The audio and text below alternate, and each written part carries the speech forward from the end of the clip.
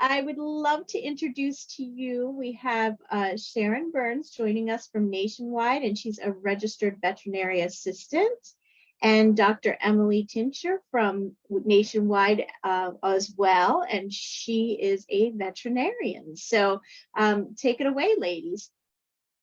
Thank you, Tracy. And a small, because I know Sharon won't, a small clarification that Sharon is a registered technician, which is sort of similar, no worries at all, sort of similar to like a nurse in the human healthcare. Yeah, and actually, side note, that's kind of awesome to go over in the presentation too, is, you know, we take our pets to the vet and we see a technician, we see a veterinarian assistant, we don't know. So that would be awesome to cover that as well. Yeah, we can certainly cover a little bit of who makes up your vet healthcare team when you're going in to see your veterinarian and vet technician, equally important roles to help your pets live their healthiest lives. We do have a small group here, so if you all have specific things that you want to talk about or want to learn about specific pets, we would love to know in the chat, or you're welcome to come off mute if you have pets, and or if you're considering adding a pet, so we can kind of tailor the conversation to those of you that are here so that you get what you want out of it. Very happy to do that. Pop-Tart, this is my cat. Exploding Pop-Tart is his full name. Pop-Tart is, he earned the exploding part, by the way, is my cat and sometimes helpful sidekick who may return at times. Sharon, do you want to share our presentation and we can hop into that? Maybe that will help jog some questions or see if anyone has any particular things they want to talk about. We're always open to that as we go through, for sure. Perfect. And I'm not showing it on my end. Are you guys seeing my screen? Yes, we can see it. Perfect. All right. Hopefully you can see it. That would be definitely helpful. All right. There we go. All right. So we did put a little bit of an agenda together today, but again, let's have a conversation. So what we planned on covering today is a little bit about, why is Nationwide even here? Talking to you about this, what pet might be best for you, the economics and certainly costs of owning a pet, but also the benefits in the human-animal bond. And then a big question on everyone's mind, we will go over the difference between pet insurance and a wellness plan. And then whatever else you guys want to talk about. For sure. Excellent. All right. So a little bit about Nationwide. Emily and I both work for Nationwide Pet. They are the most experienced pet insurance company in the industry and the leaders in pet health data. So we've been around for about 40 years, definitely the first pet insurance company in the US. And we currently have almost 1.2 million pets insured. And it was founded by veterinarians back 40 years ago when they saw a need for health insurance in the pet space. And what's also interesting, something I love about it, we are one of only 2 human-animal bond companies out there, which means every employee in the pet space has gone through extensive training and learned some of the research behind the human-animal bond and how they make a difference in our lives. Sharon, as a bit of fun trivia, do you want to share the first pet that was insured by VPI, now Nationwide, back 40 years ago? Absolutely. That should be a bonus point question for our audience. But Lassie, back in the day, in the 80s, the early 80s, was the very first pet that was insured. So Lassie has lasting memories with VPI, now Nationwide. somebody was a marketing genius. Yes. The pictures are pretty cool of Lassie from 40 years ago. All right. So choosing the right pet. I don't know. I didn't see in the chat. Do we have people on the line that are looking to add a pet to their family? Have a pet, adding a pet? If you already have one, we'd love to know what kind you have. Sharon, do you want to share, because you have a few, you have an atypical pet, a non-cat or dog pet in addition to I do. And again, when you have your consideration of pet, sometimes they live longer than you might even live. I have inherited a California desert tortoise, and I fully expect that he will outlive me. So I have planned for him in my trust.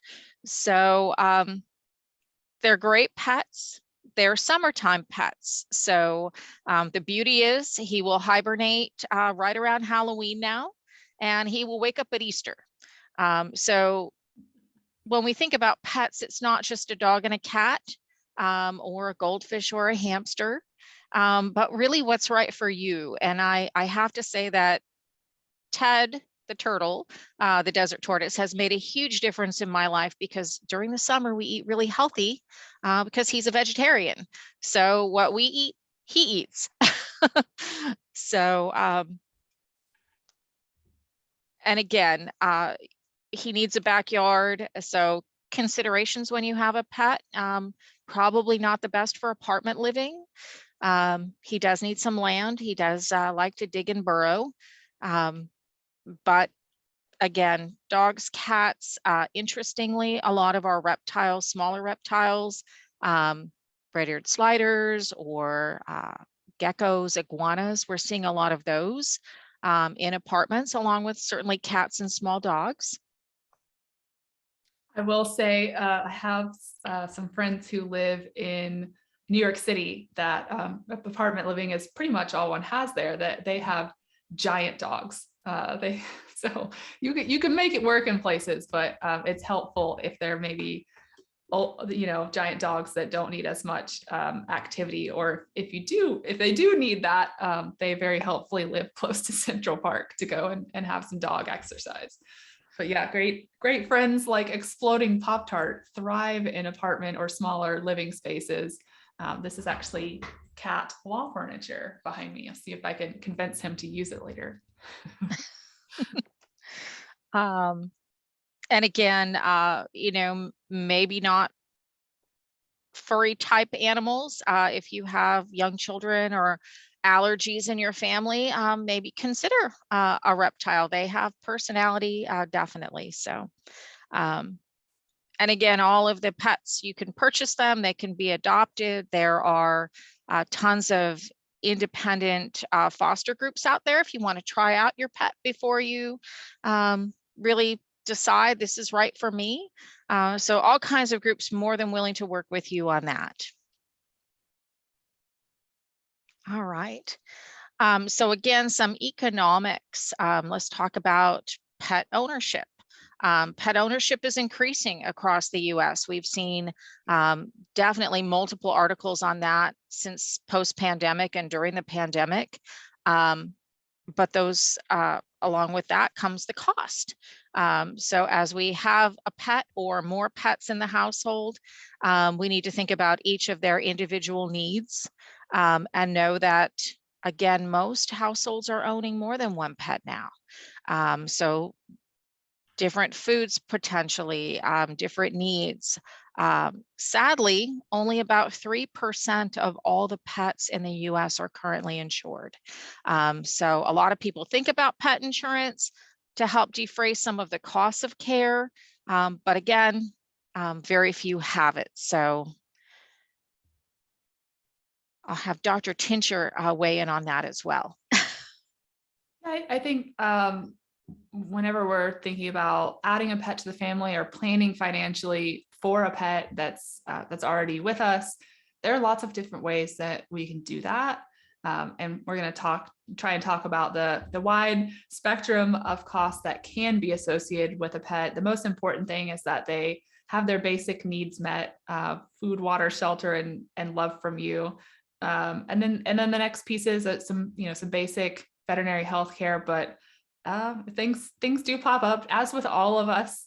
Things do pop up that we don't expect, and I think it's a place where we see whether that's trying to plan for the everyday costs with things like wellness care that we'll get to in a bit, or whether that's I work as a emergency clinician still. So as a veterinarian, spent most of my time in practice, seeing people that were not expecting to see me when they woke up that morning, because their pet is suddenly ill, sometimes needs emergency surgery. And so it is always helpful for, having some amount of preparation whenever those inevitable surprises do happen. And again, we have done some studies at Nationwide on the average cost of owning a pet over its lifetime. And again, we've highlighted more the dog and the cat.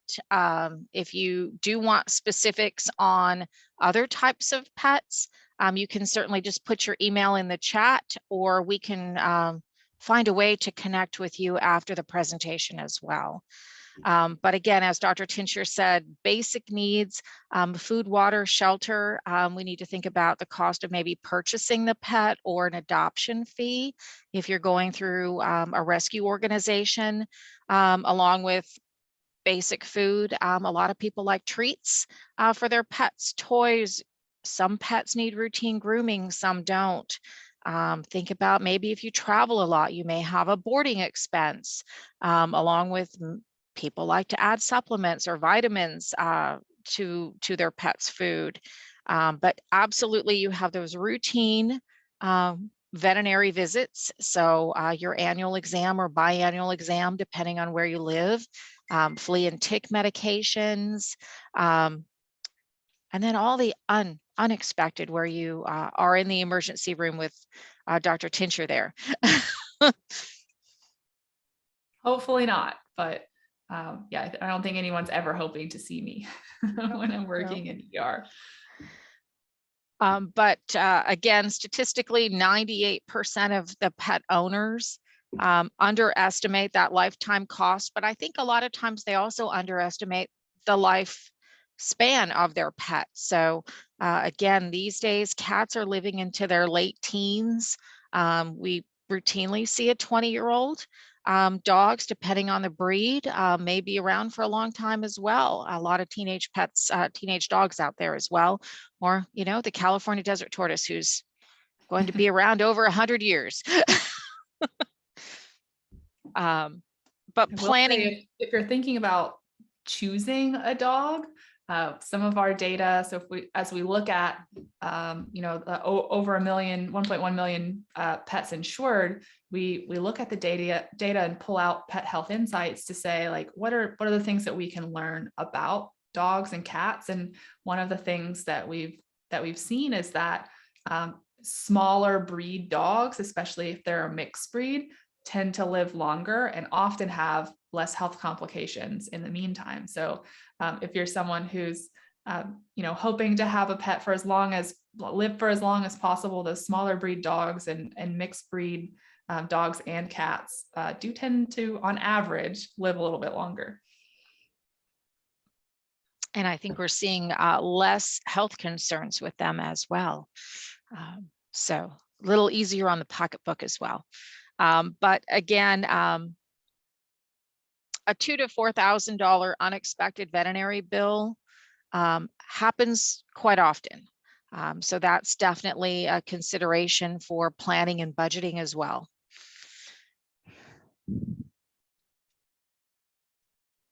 All right. So again, with that cost of pet ownership rising, it's only going up, up, up. How do you want to financially have some peace of mind and potentially avoid some unnecessary emergency exam room visits. I know you definitely want to be working with your veterinarian and your veterinary healthcare team. We have a lot of options. There's more and more veterinary technicians like myself coming into the profession, where we can work with you. Telemedicine is huge. Again, alternate pharmacies are there. You can purchase some pet medications now at your local convenience pharmacy. So Walmart, CVS, Costco, things like that, along with working directly with your veterinarian. So lots of options to help defray the cost. My tip would be honest with your veterinary healthcare team.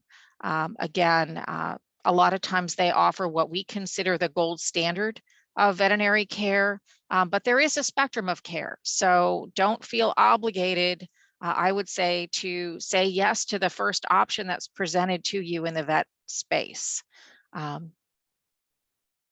Anything more you'd like to add, Dr. Tincher? Yeah, I just the conversation around cost, it can feel uncomfortable, but it really shouldn't. It's your vet healthcare team is there to talk to you about what your options are and help you choose the one that's best for your family that your pet is part of. And so sometimes that looks like a more basic option, and sometimes that looks like a more advanced option, as Sharon was talking about.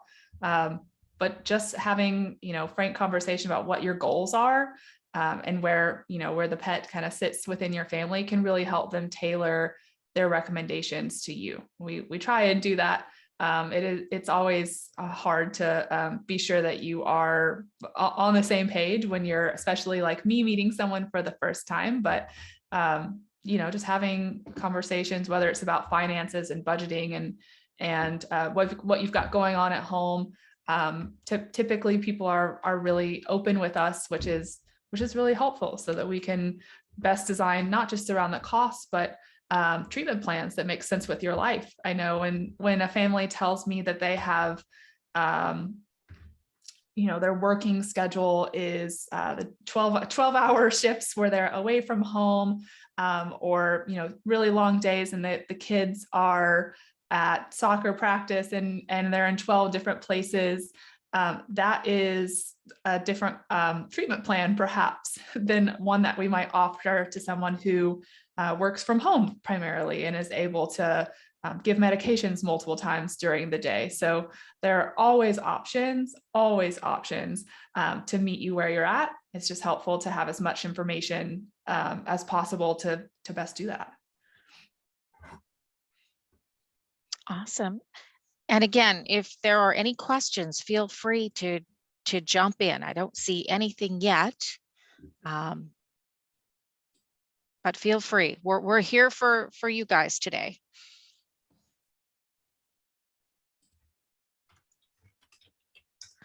All right. So we're going to talk a little bit about the pet effect, and what pets do for us. So again, today pets are really part of the family. We see people traveling with their pets. We have adventure pets all over Instagram, social media. We see these cats that are traveling or hiking or backpacking. During difficult times, we know a lot of times a family might reach out and adopt another pet into their family. Again, they really offer us companionship, as well as reducing stress and anxiety. So we call it, again, the pet effect. The Human Animal Bond Research Company has done quite a bit on what pets do for us as far as overall health, both mental and physical. So again, they offer us companionship to fight depression and anxiety, and the need for a pet a lot of times will keep somebody more engaged, whether that be a child or maybe even an elderly person. So if you're taking care of maybe parents, grandparents in the household, we know that people with dogs are significantly more active. So those with dogs exercise typically 3.5 times a week versus twice a week without a pet. So again, if we're looking at a way to maybe bring a little more health and activity into the house, again, companionship, fighting depression, anxiety, that type of thing. So pets are. You mentioned like for elder care, Sharon, I love that you brought that up, because we have so many of us are depending on our age, are trying to kind of balance helping to kind of navigate the later years in life with parents or friends or extended family, and then may or may not also have kids at home. So that's juggling quite a bit.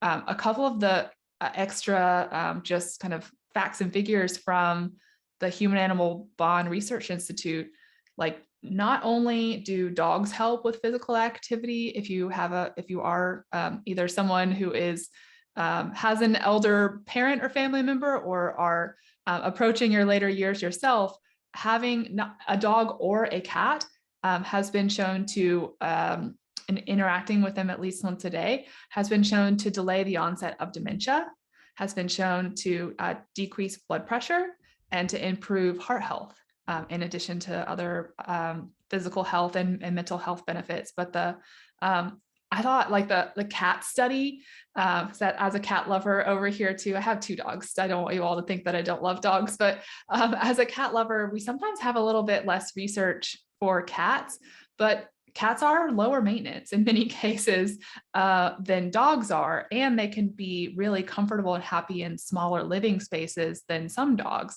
So the benefits of having a cat are, there's some more research coming out that they're really impressive too. I think a cool thing to note about children is there's some really specific research that having a pet as children are growing up, I think it's pretty widely publicized that cats and dogs can help children if they're exposed to them. Rabbits, as well as, are highly allergenic. If they're exposed to them in their younger years, can help reduce allergies later on in life. But they help children to develop more appropriate social behaviors by interacting with pets, especially in their younger to like primary to elementary school years. So really can't say enough cool things about the benefits that pets bring to being in our lives. If you're thinking about, adding one and what the kind of cost benefit ratio is from a financial side, and then from a just, benefit of them being in our lives. Of course, they make us smile a lot of times when they do silly things, and it's not all fun and games. Sometimes they do trip us up a little bit, like when the cat occasionally wakes me up from a dead sleep vomiting. But they for the most part, they really are an awesome addition to the family. Absolutely. And again, knowing all of that, or at least feeling that, maybe it's subconscious, but those of us with pets in our environment every day now, feeling differently ourselves makes you want to take better care of your pet. So this is where we're seeing an uptick in veterinary care. So where you may not have had to wait to see your veterinarian in the past, it's requiring planning to do so now. And again, the attitude has shifted a bit. So again, with that improved aspect of your own health, people are wanting to reach out and take better care of their pets more so than ever. So we're seeing definitely more pets in the vet space for those annual, biannual exams, and hopefully we can avoid some of the emergencies as well. And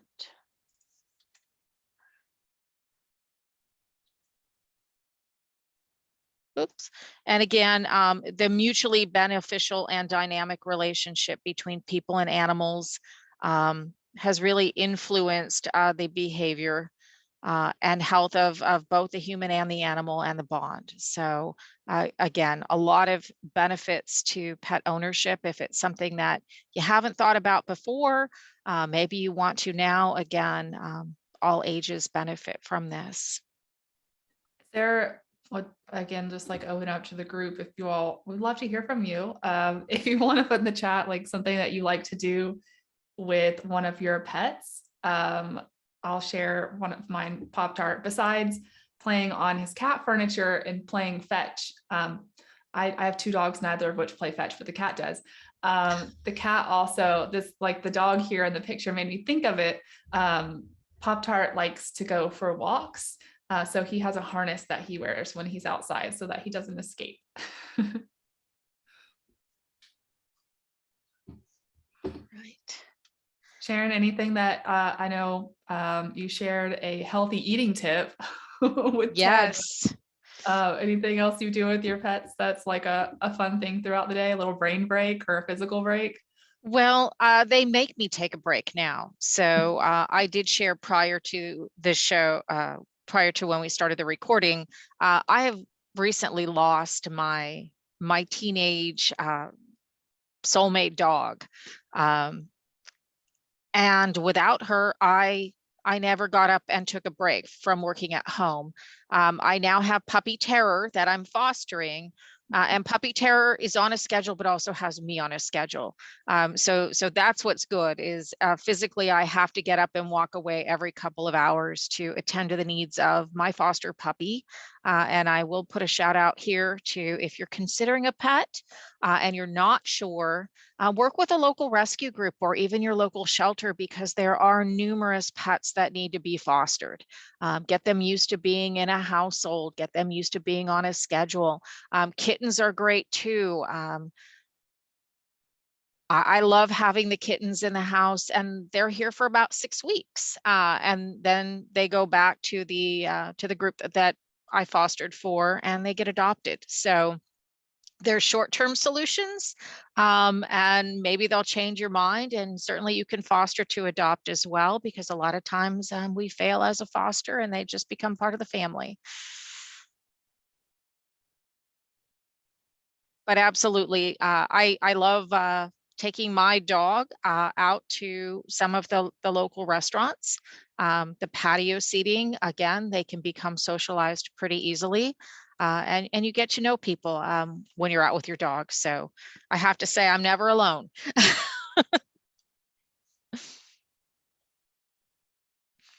All right. I know one of the questions when we planned this meeting was really, what's the difference between pet insurance and a wellness plan? And I would say this is the most confusing topic that we run into at Nationwide every day. Is a lot of times, sometimes people may have purchased a wellness plan and they think they have insurance. So they don't. So really, I know this is kind of a busy slide, but pet health insurance is for anything typically unexpected. We have options that you can add for the routine care as well, whereas a wellness plan is truly a contract. So when you sign up for a wellness plan with your veterinarian or a local potentially Banfield, and I'll throw Banfield out there because they're well known for their wellness plans, and there's options. And that's a way that you can finance and have a predictable monthly payment for everything that's planned for your pet. So if you choose the wellness plan, a lot of times there may be a discount involved in it, but you're locked into that one veterinarian or that veterinary group. And again, it is a contract. So you're going to be paying a fixed amount every month, whether you use that service or not, whether you have that pet or not. It's typically a 12-month contract. And maybe you give your pet away, maybe your pet passes away, but you're still locked into that contract when it comes down to it. So think about what you're signing up for, understand the details, understand what's included in your wellness plan. You may have dental coverage, you may have flea and tick medication, you may not. again, it typically covers what's planned for your pet for that year. Pet insurance, on the other hand, can include all of that, but it's insurance, and it's property and casualty insurance. It's not health insurance. It's not like your health insurance or mine. It's property insurance. So with that, you can go anywhere you'd like. With Nationwide, you can go anywhere in the world. You pay your veterinarian and then you make a claim. And again, the unexpected. So maybe your pet woke you up, Dr. Tincher, at 2 o'clock in the morning vomiting, and you felt it was emergent and needed to go to an urgent care office or an emergency clinic near you. That would be covered because that's not planned. That's not a planned visit. But your pet health insurance can also be canceled at any time. It's not a locked-in contract. So again, know what you're getting either way. You can opt for well care coverage with some pet health insurers. Others don't offer it at all. There's nuances between every company. Sometimes exams are covered or office visits, sometimes they're not. But again, we have the unexpected that's covered. So that hit by car pet, the simple vomiting pet, things that we see every day in the veterinary space that you probably don't think about in your own home. And I'm sure we have some questions on this. Do we have anything yet? I don't think we have any questions. I just mentioned in the chat to let us know if you have a pet. Too bad we can't share pictures in the chat. Okay. So pet insurance, again, more and more people are going into debt over cost of pet care. So this is where we really need to think about what's going to help us with our budget. Is it a savings account for your pet? Is it potentially getting a healthcare credit card like Scratch Pay or Care Credit, something that your veterinarian would accept? Does your veterinarian bill? A lot of them these days do not. So great conversations to have with your veterinarian of choice. But also, how are you going to plan for the unexpected? Just like you probably have your own emergency budget for your household, maybe you need to increase that if you're adding a pet, or maybe you need a separate savings account for your pet, or maybe you do want a local wellness plan with maybe a pet insurance option for just injuries or illnesses. So again, something for everyone is out there. You really need to determine what your personal need is going to be.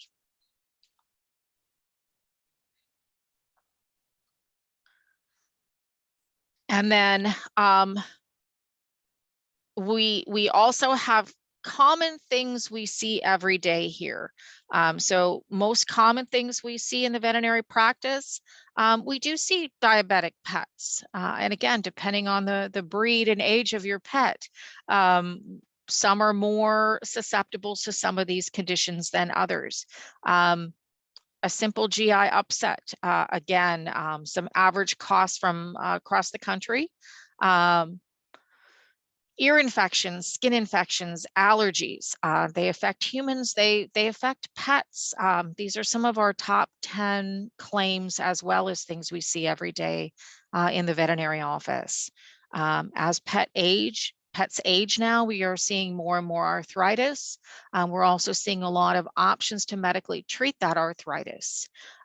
So these are examples, again, on what we see every day, but also examples of if you had pet insurance that reimbursed even just 70% of that bill, you can look at how you can decrease the cost of that visit. And if you choose to have a savings account, this can give you an idea of maybe how much you need to start budgeting for each condition that your pet may have. Sharon, I love this slide. It's very eye-opening because these are common things. I know I don't think Judy's on, but I know Judy has a dog who has some skin allergies, and she's been going back and forth to the vet quite a few times. And you don't think about how common that is. So, you know, considering, you know, and I just mentioned in the chat that pets need to be a part of your budget. So considering that budget, considering there could be, in addition to the routine health care for the dog, there could be these other things that are going to become routine care for that particular dog. So, or cat. I say dog because I have 2 dogs. But yeah, so this is really a great slide. Thank you for sharing it. Sorry to interrupt. No, thank you.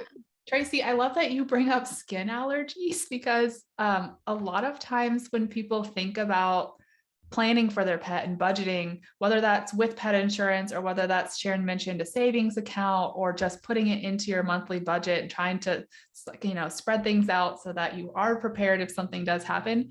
Skin allergies, like looking again at our data, skin allergies are the top thing that we see among nationwide insured pets. For dogs, like, what is it, Sharon, like 1,000,000 years running, every single year it's the top thing. And in cats, it's still in the top 5. So we think about the big, terrible, scary things like surgery sometimes, or coming to see me in the ER, but the most expensive things are the ones that add up over a lifetime, because unfortunately, if they have skin allergies, to your point, Tracy, going back and forth, they don't usually go away. It's usually something you're managing for the rest of their life.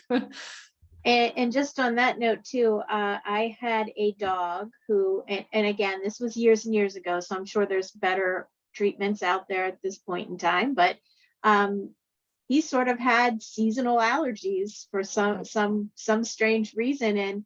And you know, I have seasonal allergies. Also, I'm allergic to all pets, but can't help myself. So I had to share my allergy meds with him. So we get my bottle of allergy meds. I think it was Claritin or whatever at the time. And the vet had told me the dosage for him, and off we went. So yeah, it's that didn't get better. That was, you know, a commitment to make. So thinking about all these little things that can be part of the cost.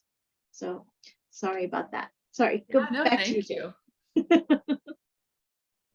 I see a really great question in the chat too, from Faye. She says, do you have any other guidelines to how to make medical and financial decisions for your pet if the pet does not have pet health insurance? Starting with having a candid conversation with your vet healthcare team, for sure. So one of the things that we're really talking a lot about at Nationwide is advocating for really meeting people where they're at.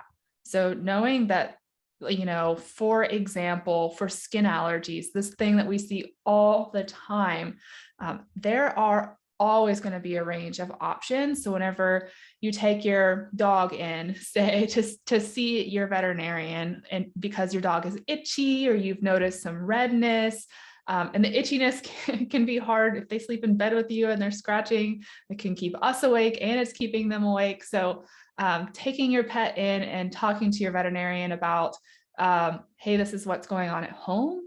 These are some of the pain points that I seem to be having and that my dog or my cat seems to be having. Other pets too can get itchy. Rabbits can be itchy sometimes, that my pet is having, and then talking to them about what your goals are and what your like your finances, a picture of your finances. So the ranges of things that you can do for skin allergies are massive. So on the advanced end, you can do things like be referred to a board certified dermatologist.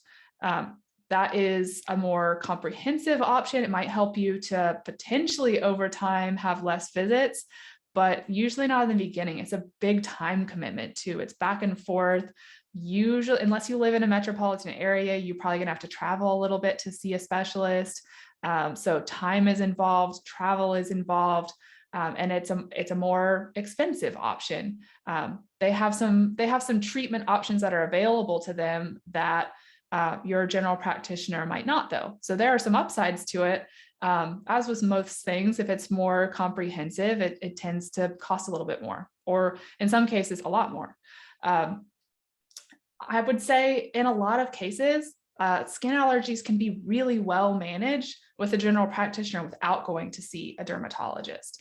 And they have options, having that frank discussion about the level of itchiness that you're having at home, of like, it's keeping you and your dog awake up all night because they can't, they're 10 out of 10 can't think about anything else, versus occasionally you see them kind of scratch and maybe it's like a 2 out of 3 itchiness. That'll help your vet healthcare team to help decide what medications are most appropriate. But also talking to them about your lifestyle and your budget. There are, to Tracy's point, there are like new, really cool things that you can do to help manage skin allergies, whether that's an injection at the vet or whether that's medications that you give at home.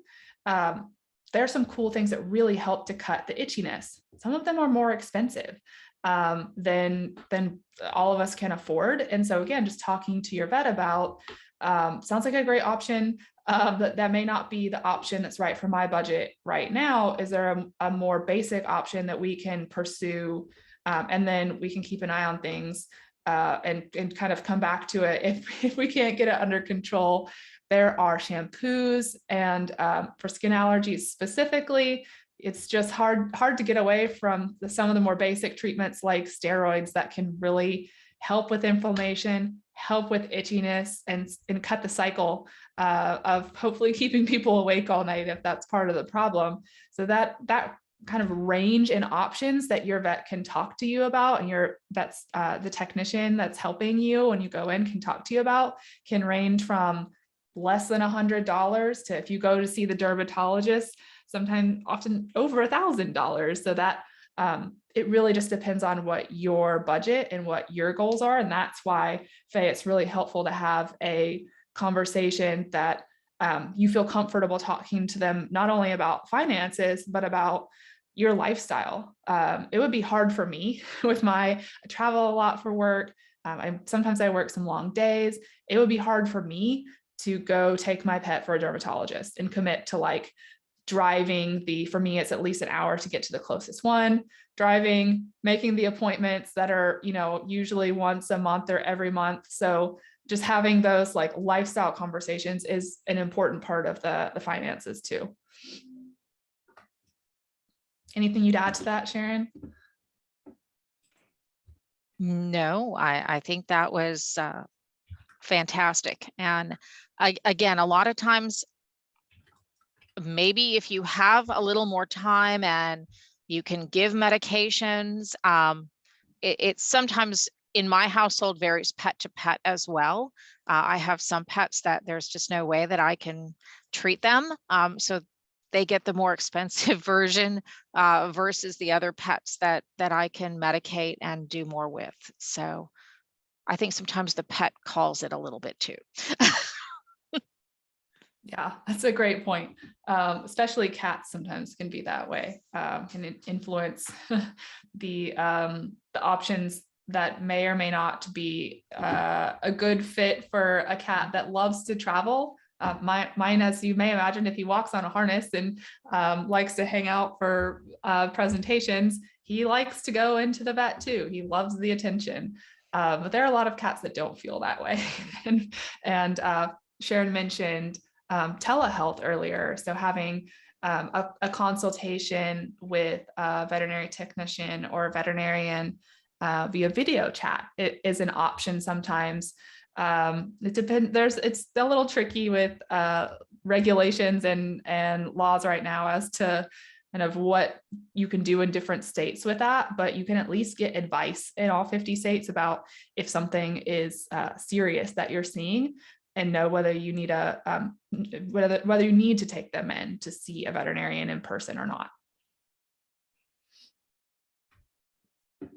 I see, I'm gonna bring up one more question I see in the chat from Barbara.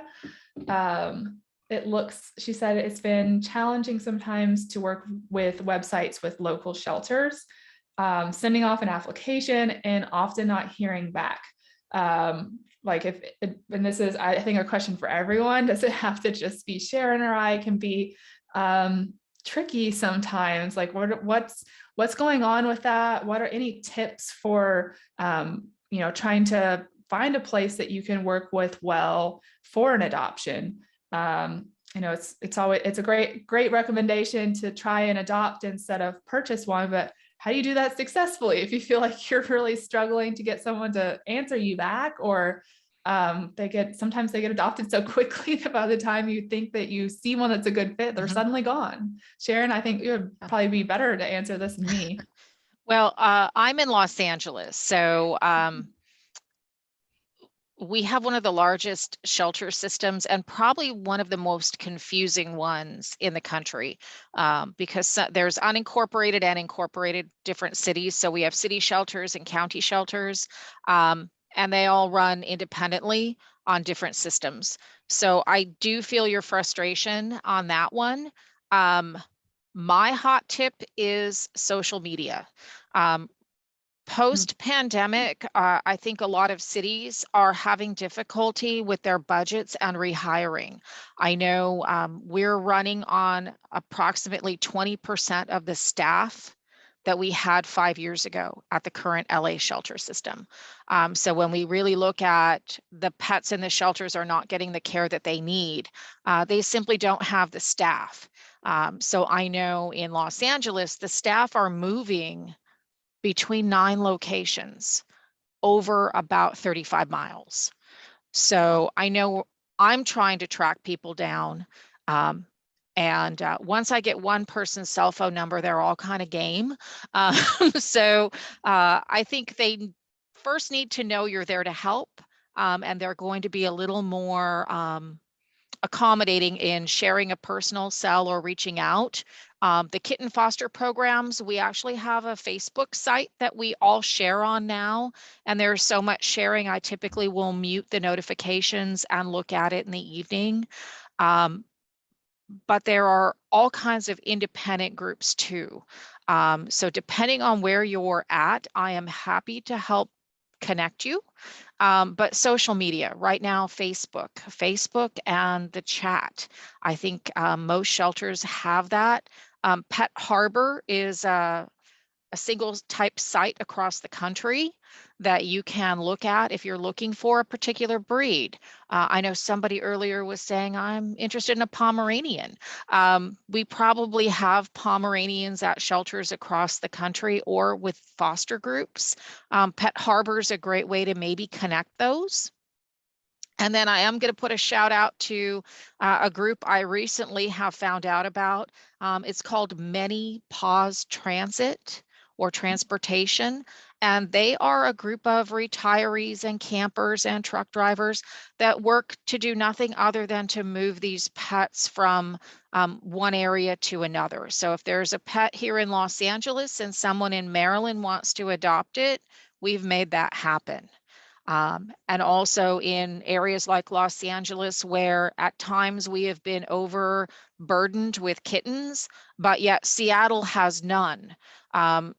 These groups find a way to move 100 kittens at a time to an area where they can all be adopted. So I say look outside of your general area. If you're looking to adopt, if you're looking to foster, definitely social media. That's where people are looking every day. Volunteers are posting pictures, volunteers are answering those messages. And as soon as you can get a personal cell phone number, that chat is invaluable. And I see Barbara says that they're in New York City. So I would recommend, there's an incredible shelter system in New York City. And the ASPCA is one of the big ones, but there's a whole network of probably social media will work really well there. I was going to chime in and just say, if you're in a more rural area, which I am in Ohio, just north of Dayton, so probably it's not that social media isn't helpful, but you may have to go to like a bigger city if you're in a rural area to gain a little bit more access.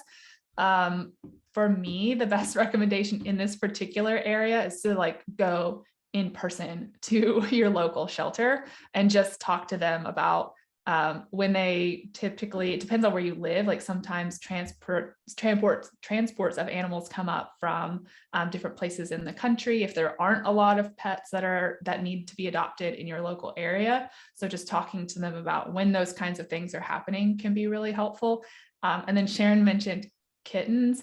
Kittens have a little bit of a season. So if you're interested in a kitten, not an older cat, kitten season begins in like, what do you think, Sharon? Like roughly March to April every year, and then continues through like roughly now. But there are less kittens available in the winter just because of when cats breed normally. So if you're looking for a kitten, maybe do a little saving up and planning, and go ahead and put like adoption requests in, but know that you might have difficulty finding them for a couple months.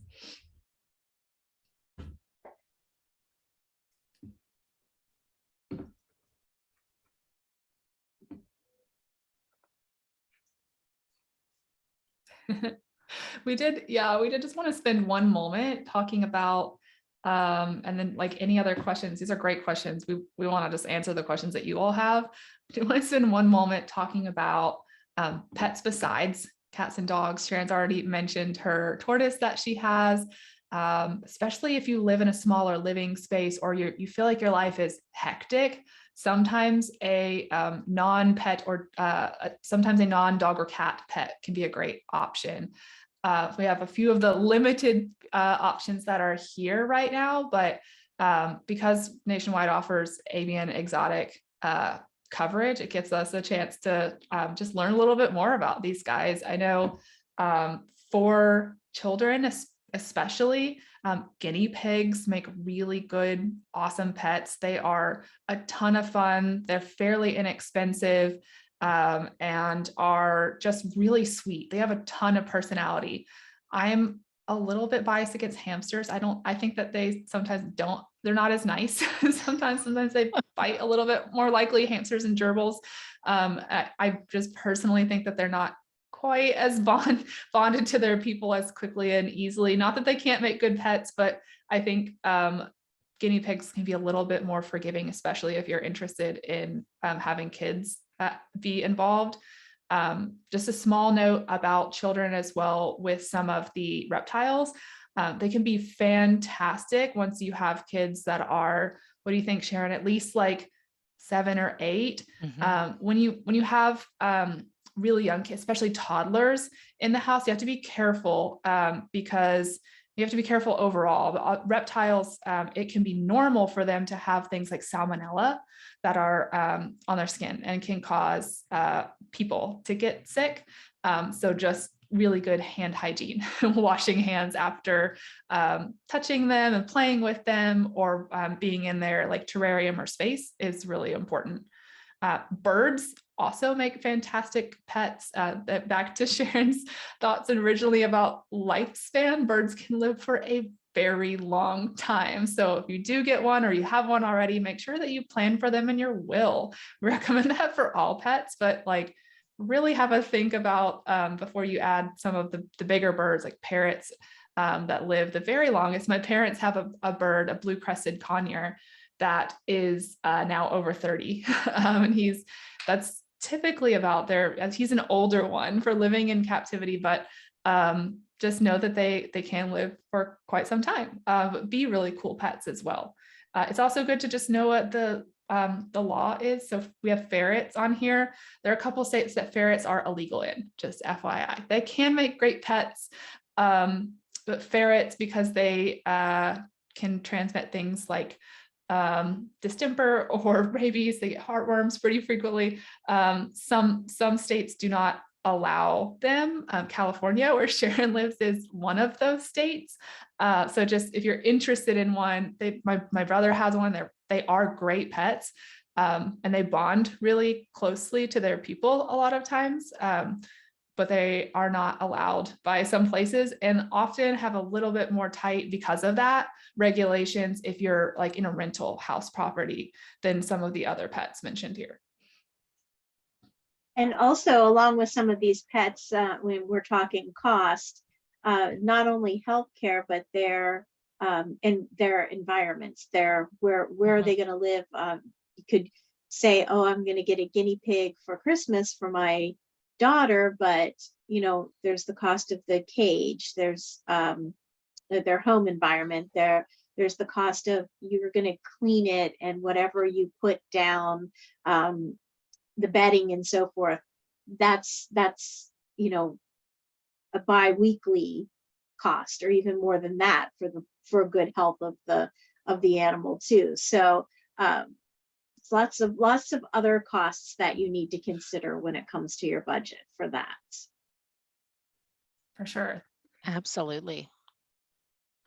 Any other, I know we're getting close to the end of our time here, so any last questions that we can answer for you all before we kind of wrap up our conversation? There's some great ones in the chat. Thank you all. I think even things that people don't think about when they're going to purchase a pet, leashes for dogs, collars for dogs and cats, harnesses, transportation, seatbelts for them, carriers. All of these things are things you need to think of. If you purchase a puppy in a pet store, sometimes you'll see a package of this is what you need, and it can get quite expensive, and you don't need all of that. And I'm sure you can talk to a veterinarian about what is it that you really need. It's like having a child when they tell you you need all this stuff and you don't really need all of this stuff, right? But there are some things that you definitely need, an ID tag, or a chip, a microchip, all of those things that we're not thinking of, all come into the budget. But cat furniture is not required. Cat furniture is optional, but very fun. But yeah, I think that's a really interesting point to bring up, from like you can go crazy and have you can spend as much as you want to on all of those things that you just mentioned. But bringing a pet into the family doesn't have to look like getting them the most expensive option for everything, whether that's the veterinary care and solving for simple challenges that your pet has, like skin allergies, or whether that's choosing a leash for them. There are basic options that are more affordable that you still have to budget for them, but it does make it pretty accessible to have a pet join your family. It does. And in some, and I don't know if it's everywhere, but I'm assuming it probably is, you have to think about paying for their license. I'm in Northern Virginia, we have to have a dog license. So checking out all of those things, and making sure that you plan for that as well. So, well, it looks like we are at the top of the hour. This was great getting to learn more about those costs and sometimes hidden costs of having a pet.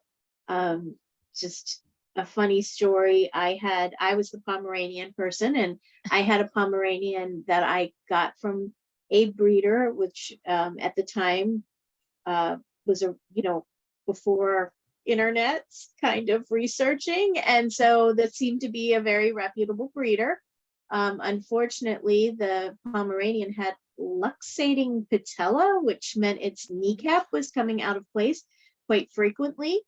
And my veterinarian told me, just as you would start a college fund for your child, I think you need to start a Freddie surgery fund.